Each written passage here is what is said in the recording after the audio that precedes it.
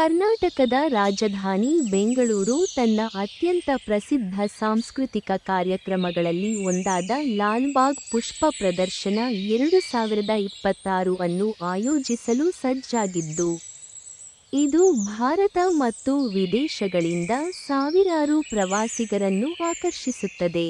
ವರ್ಷಕ್ಕೆ 2 ಬಾರಿ ಗಣರಾಜ್ಯೋತ್ಸವ ಮತ್ತು ಸ್ವಾತಂತ್ರ್ಯ ದಿನದಂದು ನಡೆಯುವ ಈ ಪುಷ್ಪ ಪ್ರದರ್ಶನವು ಅದರ ಅದ್ಭುತ ಹೂವಿನ ಪ್ರದರ್ಶನಗಳು, ಅಪರೂಪದ ಸಸ್ಯ ಸಂಗ್ರಹಗಳು ಮತ್ತು ಸೃಜನಶೀಲ ವಿಷಯಾಧಾರಿತ ಪ್ರಸ್ತುತಿಗಳಿಗೆ ಹೆಸರುವಾಸಿಯಾಗಿದೆ. ಈ ವರ್ಷದ 219ನೇ ಆವೃತ್ತಿಯ ಲಾಲ್‌ಬಾಗ್ ಪುಷ್ಪ ಪ್ರದರ್ಶನವು ಜನವರಿ 14 ರಿಂದ 26, 2026 ರವರೆಗೆ ನಡೆಯಲಿದ್ದು, ಪುಷ್ಪ ಪ್ರಿಯರಿಗೆ ರೋಮಾಂಚಕ ಹಬ್ಬಗಳನ್ನು ಅನ್ವೇಷಿಸಲು ಸುಮಾರು 2 ವಾರಗಳ ಅವಕಾಶ ನೀಡುತ್ತದೆ.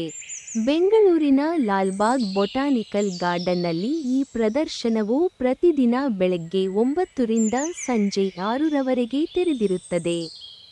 ಕನ್ನಡ ಬರಹಗಾರ ಮತ್ತು ಪರಿಸರವಾದಿ ಕೆ.ಪಿ. ಅವರ ಪರಂಪರೆಯನ್ನು ಆಚರಿಸುವ ವಿಶಿಷ್ಟ ಹೂವಿನ ಸ್ಥಾಪನೆಗಳು, ಮೊದಲ ರೀತಿಯ ರಂಗಭೂಮಿ ಪ್ರದರ್ಶನಗಳು, ಸಾಹಿತ್ಯ ಚರ್ಚೆಗಳು ಮತ್ತು ಪರಿಸರ ಸ್ನೇಹಿ ಉಪಕ್ರಮಗಳನ್ನು ಸಂದರ್ಶಕರು ಆನಂದಿಸಬಹುದು. ಪೂರ್ಣಚಂದ್ರ ತೇಜಸ್ವಿ ಬೆಂಗಳೂರಿನ ಲಾಲ್‌ಬಾಗ್ ಪುಷ್ಪ ಪ್ರದರ್ಶನ 2026 ರ ಥೀಮ್ ತೇಜಸ್ವಿಯವರ ಪ್ರಯಾಣ. 13 ದಿನಗಳ ಈ ಕಾರ್ಯಕ್ರಮವು ಪ್ರಸಿದ್ಧ ಬರಹಗಾರ, ಕಾದಂಬರಿಕಾರ, ಪರಿಸರವಾದಿ, ಛಾಯಾಗ್ರಾಹಕ ಮತ್ತು ಪ್ರಕೃತಿ ಪ್ರೇಮಿ ಕೆ.ಪಿ. ಪೂರ್ಣಚಂದ್ರ ತೇಜಸ್ವಿಯವರ ಜೀವನ ಮತ್ತು ಕೃತಿಗಳಿಗೆ ಗೌರವ ಸಲ್ಲಿಸಲಿದೆ. ತೇಜಸ್ವಿಯವರ ಪ್ರಯಾಣ ಎಂಬ ಈ ಕಾರ್ಯಕ್ರಮದ ಥೀಮ್ ಅವರ ಸಾಹಿತ್ಯ ಕೃತಿಗಳಿಂದ ಕ್ಷಣಗಳನ್ನು ಮರುಸೃಷ್ಟಿಸುವುದು ಮತ್ತು ಪ್ರಕೃತಿ, ಕಾಡುಗಳು, ಗ್ರಾಮೀಣ ಜೀವನ ಮತ್ತು ವನ್ಯಜೀವಿಗಳ ಮೇಲಿನ ಅವರ ಉತ್ಸಾಹವನ್ನು ಪ್ರತಿಬಿಂಬಿಸುವ ಗುರಿಯನ್ನು ಹೊಂದಿದೆ.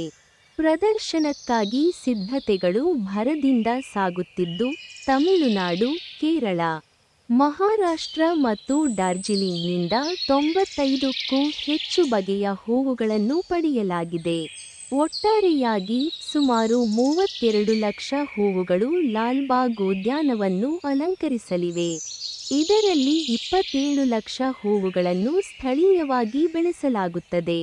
ಪೂರ್ಣಚಂದ್ರ ತೇಜಸ್ವಿ ಪ್ರತಿಷ್ಠಾನ, ತೇಜಸ್ವಿ ಪ್ರತಿಷ್ಠಾನ, ದೃಢೀಕರಣ ಮತ್ತು ಶ್ರೀಮಂತ ದೃಶ್ಯ ಅನುಭವವನ್ನು ಖಚಿತಪಡಿಸಿಕೊಳ್ಳಲು ಪ್ರದರ್ಶನವನ್ನು ನಿರ್ವಹಿಸುವಲ್ಲಿ ಪ್ರಮುಖ ಪಾತ್ರ ವಹಿಸಿದೆ.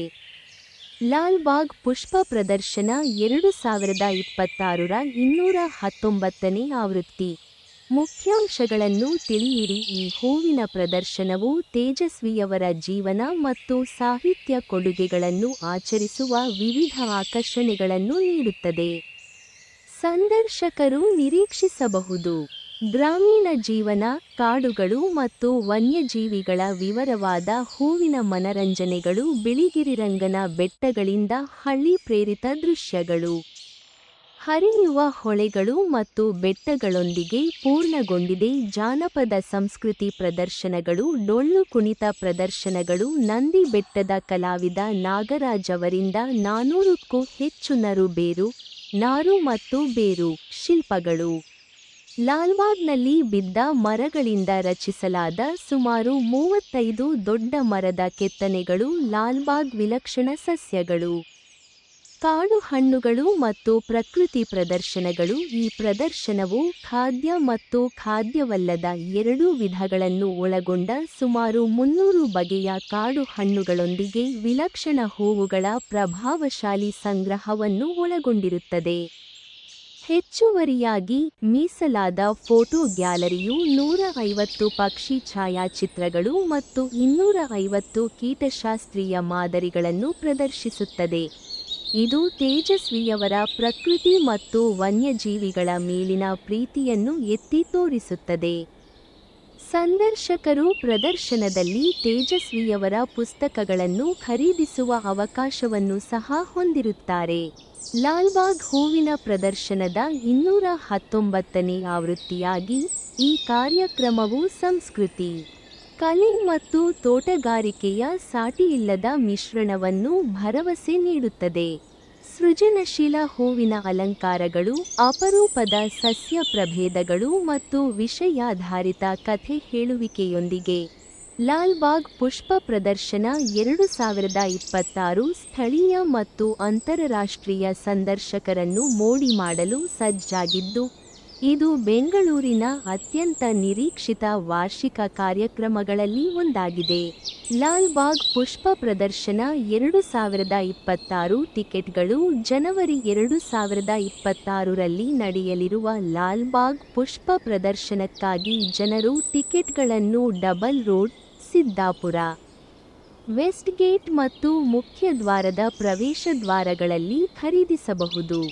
ಹೆಚ್ಚುವರಿಯಾಗಿ, ಸಂದರ್ಶಕರು ಅಧಿಕೃತ ಪೋರ್ಟಲ್ಗಳ ಮೂಲಕ ಆನ್ಲೈನ್ನಲ್ಲಿ ಟಿಕೆಟ್ಗಳನ್ನು ಖರೀದಿಸಬಹುದು.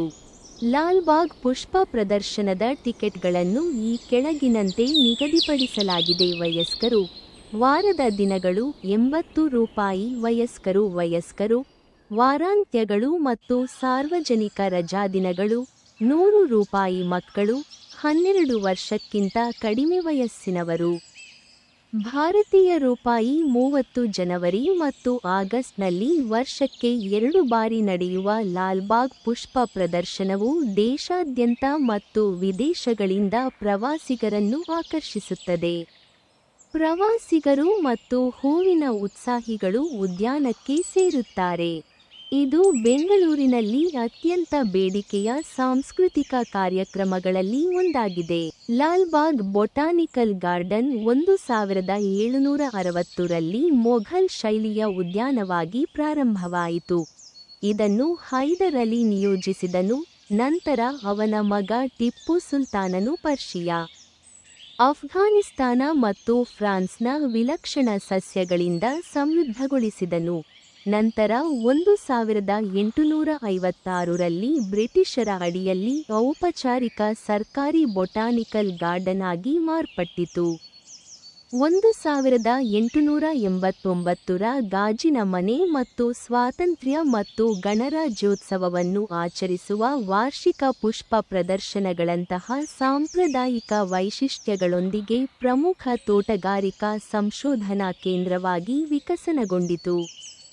ಲಾಲ್ಬಾಗ್ನ ಇತಿಹಾಸದಲ್ಲಿ ಪ್ರಮುಖ ಮೈಲಿಗಲ್ಲುಗಳು 1760ರ ದಶಕ ಆರಂಭ ಮೈಸೂರಿನ ಆಡಳಿತಗಾರ ಹೈದರ್ ಅಲಿ, ಮೊಘಲ್ ಗಾರ್ಡನ್ಗಳಿಂದ ಪ್ರೇರಿತವಾದ ಖಾಸಗಿ ಆಶ್ರಯ ತಾಣವಾಗಿ ಲಾಲ್ಬಾಗ್, ಕೆಂಪು ಉದ್ಯಾನ ಎಂದರ್ಥ,ಗೆ ಅಡಿಪಾಯ ಹಾಕಿದನು. ಟಿಪ್ಪು ಸುಲ್ತಾನನ ಕೊಡುಗೆಗಳು ಅವನ ಮಗ ಟಿಪ್ಪು ಸುಲ್ತಾನ್ ಇದನ್ನು ಗಮನಾರ್ಹವಾಗಿ ಅಭಿವೃದ್ಧಿಪಡಿಸಿದನು. ಪ್ರಪಂಚದಾದ್ಯಂತದ ವಿಶಿಷ್ಟ ಸಸ್ಯ ಪ್ರಭೇದಗಳನ್ನು ಸೇರಿಸಿದನು. ಬ್ರಿಟಿಷ್ ಯುಗ ಮತ್ತು ಔಪಚಾರಿಕೀಕರಣ 1799ರ ನಂತರ ಬ್ರಿಟಿಷರು ಅದನ್ನು ಸ್ವಾಧೀನಪಡಿಸಿಕೊಂಡರು. 1856ರಲ್ಲಿ ಇದನ್ನು ಔಪಚಾರಿಕ ಸರ್ಕಾರಿ ಬೊಟಾನಿಕಲ್ ಗಾರ್ಡನ್ ಆಗಿ ಪರಿವರ್ತಿಸಿದರು. ಇದನ್ನು ಸಸ್ಯಶಾಸ್ತ್ರೀಯ ಸಂಶೋಧನೆ ಮತ್ತು ಪ್ರಸರಣದ ಕೇಂದ್ರವಾಗಿ ಸ್ಥಾಪಿಸಿದರು. 1874ರಿಂದ ಸೂಪರಿಂಟೆಂಡೆಂಟ್ ಆಗಿದ್ದ ಜಾನ್ ಕ್ಯಾಮರೂನ್ ಸರೋವರವನ್ನು ರಚಿಸಲು ಕ್ವಾರಿಯನ್ನು ಆಳಗೊಳಿಸಿದರು ಮತ್ತು ಐಕಾನಿಕ್ ಗ್ಲಾಸ್ ಹೌಸನ್ನು ನಿರ್ಮಿಸಿದರು. 1889 ಸಾಂಪ್ರದಾಯಿಕ ವೈಶಿಷ್ಟ್ಯಗಳು ಗಾಜಿನ ಮನೆ. ಲಂಡನ್ನ ಕ್ರಿಸ್ಟಲ್ ಪ್ಯಾಲೇಸ್ನಿಂದ ಸ್ಫೂರ್ತಿ ಪಡೆದ ವಿಕ್ಟೋರಿಯನ್ ಶೈಲಿಯ ಹಸಿರುಮನೆ ಈಗ ಪ್ರಸಿದ್ಧ ಹೂವಿನ ಪ್ರದರ್ಶನಗಳನ್ನು ಆಯೋಜಿಸುತ್ತದೆ. ಲಾಲ್ಬಾಗ್ ಬಂಡೆ 3 ಶತಕೋಟಿ ವರ್ಷಗಳ ಹಿಂದಿನ ವಿಶ್ವದ ಅತ್ಯಂತ ಹಳೆಯ ಶಿಲಾ ರಚನೆಗಳಲ್ಲಿ ಒಂದಾದ ಇದು ಕೇಂದ್ರ ಲಕ್ಷಣವಾಗಿದೆ. ಆಧುನಿಕ ದಿನ ಇಂದು ತೋಟಗಾರಿಕೆ ನಿರ್ದೇಶನಾಲಯದ ಅಡಿಯಲ್ಲಿ ಇದು ಪ್ರಮುಖ ಪ್ರವಾಸಿ ತಾಣವಾಗಿದೆ. ಗಣರಾಜ್ಯ ಮತ್ತು ಸ್ವಾತಂತ್ರ್ಯ ದಿನಗಳಲ್ಲಿ ದ್ವೈವಾರ್ಷಿಕ ಹೂವಿನ ಪ್ರದರ್ಶನಗಳಿಗೆ ಹೆಸರುವಾಸಿಯಾಗಿದೆ. ವೈವಿಧ್ಯಮಯ ಸಸ್ಯವರ್ಗಗಳನ್ನು ಪ್ರದರ್ಶಿಸುತ್ತದೆ. ಕೆ. ಪಿ. ಪೂರ್ಣಚಂದ್ರ ತೇಜಸ್ವಿ 1938 ರಿಂದ 2007 ಕನ್ನಡದ ಒಬ್ಬ ಮಹತ್ವದ ಸಾಹಿತಿ, ಚಿಂತಕ, ಛಾಯಾಗ್ರಾಹಕ ಮತ್ತು ಪರಿಸರವಾದಿವಾಗಿದ್ದು, ಕುವೆಂಪುರವರ ಮಗನಾದರೂ ತಮ್ಮದೇ ವಿಶಿಷ್ಟ ಶೈಲಿ, ಜನಪ್ರಿಯ ವಿಜ್ಞಾನ, ನವ್ಯ ಸಾಹಿತ್ಯದ ಮೂಲಕ ಕನ್ನಡ ಸಾಹಿತ್ಯ ಲೋಕದಲ್ಲಿ ಪ್ರಮುಖ ಸ್ಥಾನ ಪಡೆದರು. ಅವರ ಕೃತಿಗಳಾದ ಕರ್ವಾಲೋ, ಚಿದಂಬರ ರಹಸ್ಯ, ಜುಗಾರಿ ಕ್ರಾಸ್, ಅಬಚೂರಿನ ಪೋಸ್ಟಾಫೀಸು ಇತ್ಯಾದಿಗಳು ಅವರ ಸಾಹಿತ್ಯದ ಶ್ರೇಷ್ಠತೆಗೆ ಸಾಕ್ಷಿಯಾಗಿದೆ. ಅವರ ಜೀವನವು ಸಾಹಿತ್ಯ, ಕೃಷಿ, ನಿಸರ್ಗ ಮತ್ತು ವಿಜ್ಞಾನದ ಆಸಕ್ತಿಗಳನ್ನು ಒಳಗೊಂಡಿತ್ತು. ಜೀವನ ಮತ್ತು ಹಿನ್ನೆಲೆ. ಜನನ ಮತ್ತು ಕುಟುಂಬ.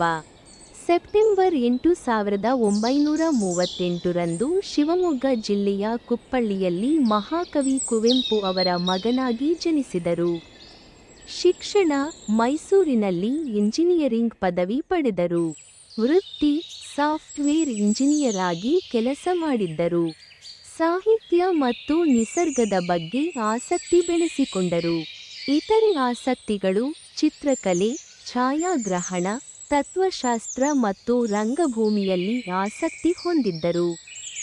ಸಾಹಿತ್ಯ ಮತ್ತು ಕೊಡುಗೆಗಳು. ಪ್ರಮುಖ ಕೃತಿಗಳು: ಕಾದಂಬರಿಗಳು: ಕರ್ವಾಲೋ, ಚಿದಂಬರ ರಹಸ್ಯ, ಜುಗಾರಿ ಕ್ರಾಸ್, ಸಣ್ಣ ಕಥೆಗಳು, ಅಬಚೂರಿನ ಪೋಸ್ಟಾಫೀಸು, ಕಿರಗೂರಿನ ಗಯ್ಯಾಳಿಗಳು. ಜನಪ್ರಿಯ ವಿಜ್ಞಾನ, ಸಹಜ ಕೃಷಿ, ವಿಸ್ಮಯ ಮತ್ತು ಪರಿಸರ ಕುರಿತ ಬರಹಗಳು ಇವರ ಸಾಹಿತ್ಯದ ಭಾಗವಾಗಿವೆ. ಶೈಲಿ: ಹಾಸ್ಯ, ವಿಜ್ಞಾನ ಮತ್ತು ಪರಿಸರ ಕಾಳಜಿಯನ್ನು ಬೆರೆಸಿ ಸರಳ ಭಾಷೆಯಲ್ಲಿ ಬರೆಯುತ್ತಿದ್ದರು. ನವ್ಯ ಯುಗದ ಪ್ರಮುಖ ಲೇಖಕರಾಗಿದ್ದರು.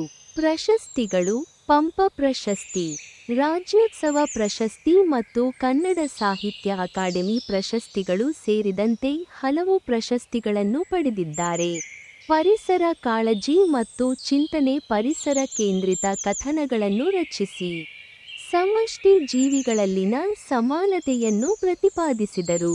ನಿಸರ್ಗದ ಬಗ್ಗೆ ಆಸಕ್ತಿ ವಹಿಸಿ ಪಶ್ಚಿಮ ಘಟ್ಟಗಳ ಕಾಡುಗಳಲ್ಲಿ ಸುತ್ತಾಡುವುದನ್ನು ಹವ್ಯಾಸವಾಗಿರಿಸಿಕೊಂಡಿದ್ದರು. ಗೊಂದಲ ನಿವಾರಣೆ: ಪೂರ್ಣಚಂದ್ರ ತೇಜಸ್ವಿ, ಸಂಯೋಜಕ; ಪೂರ್ಣಚಂದ್ರ ತೇಜಸ್ವಿ, ಲೇಖಕ. ಇಬ್ಬರೂ ಬೇರೆ ಬೇರೆ ವ್ಯಕ್ತಿಗಳು. ಮೇಲಿನ ಮಾಹಿತಿ ಲೇಖಕ ಕೆ. ಪಿ. ಪೂರ್ಣಚಂದ್ರ ತೇಜಸ್ವಿ ಅವರದು.